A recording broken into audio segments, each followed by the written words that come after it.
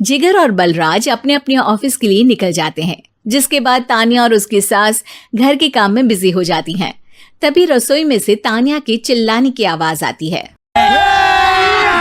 अभी मजा आएगा ना भिड़ो। भागो यहाँ से। तानिया की आवाज सुनकर उसकी सास भी वहां आ जाती है। अरे क्या हुआ? और इस तरह स्लैब पर चढ़कर क्यों बैठी हो? उस छिपकली की वजह से। है? छिपकली? अरे कहाँ है छिपकली? ऐसा बोलते हुए तानिया की सास भी डर कर स्लैब पर चढ़ जाती है। अरे जब इन छिपकलियों को घूमने के लिए हमने दीवार और छत दी है, फिर ये हमारे घूमने की जगह पर क्यों उतर आती है? मुझे क्या पता, सामने बैठी है, आप ही पूछ लो ना, साथ में भगा भी देना। इस पर सास डरते हुए स्लैब पर बैठी बैठी ही छिपकली को भगाने की कोशिश करती है। हुश हुश हुश। अरे जा ना, वापस अपने घर जा। सासू माँ, छिपकली है, कुत्ता नहीं। अरे हाँ, छोटी सी ही सही छिपकली तो है, तो तुम ही भगा दो ना। तानिया की सास उसे स्लैब से नीचे गिरा देती है, जिस पर छिपकली तो डरकर भाग जाती है, लेकिन दोनों सास बहू के बीच टॉम एंड जेरी वाला खेल शुरू हो जाता है। आपने मुझे धक्का क्यों दिया? मुझे कुछ हो जाता तो, अगर वो मुझे खा जा। कौन है ये लोग? कहां से आते हैं? थी और आपको उससे डर नहीं लगता तो खुद क्यों नहीं भगा दिया? अरे तेरे होते हुए अगर मुझे काम करने पड़े, फिर बहू होने का फायदा क्या है? इसी तरह सुबह से शाम हो जाती है। जिगर और बलराज भी ऑफिस से घर वापस आ जाते हैं, लेकिन सास बहू की तू मैं खत्म नहीं होती। आज इस सभा का मुद्दा क्या है? मम्मी ने मुझे छिपकली के सामने फेंक दिया। अरे वाह मेरे डरपोक, मुझ पर 30 साल से शेरनी जैसे हुक्म चला रही हो और एक छिपकली से डर गई। इस पर दोनों बाप बेटे हंसने लगते हैं, जिसे देखकर सास बहू एक दूसरे की शक्ल देखते हुए अब अपनी लड़ाई भूलकर उनसे लड़ना शुरू कर देती हैं। अरे आप ना ज्यादा बत्तीसी ना दिखाओ, नहीं तो शेरनी के एक पंजे से 32 के 32 दांत बाहर निकल आएंगे। अपनी माँ की इस बात पर अब जिगर अपने पापा को देखकर हंसने लगता है। अरे क्यों पापा, आ गया स्वाद। अभी आपको भी आएगा स्वाद।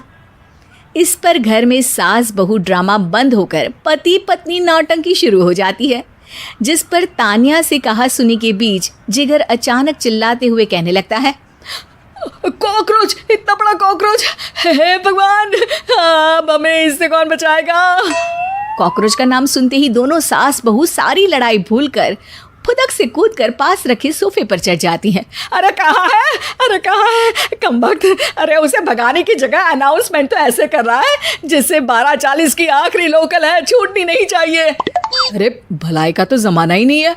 ठीक है भाई, अब मैं आपको बिल्कुल भी नहीं बताऊंगा कि आपके पीछे भी एक बहुत बड़ा कॉकरोच बैठा है।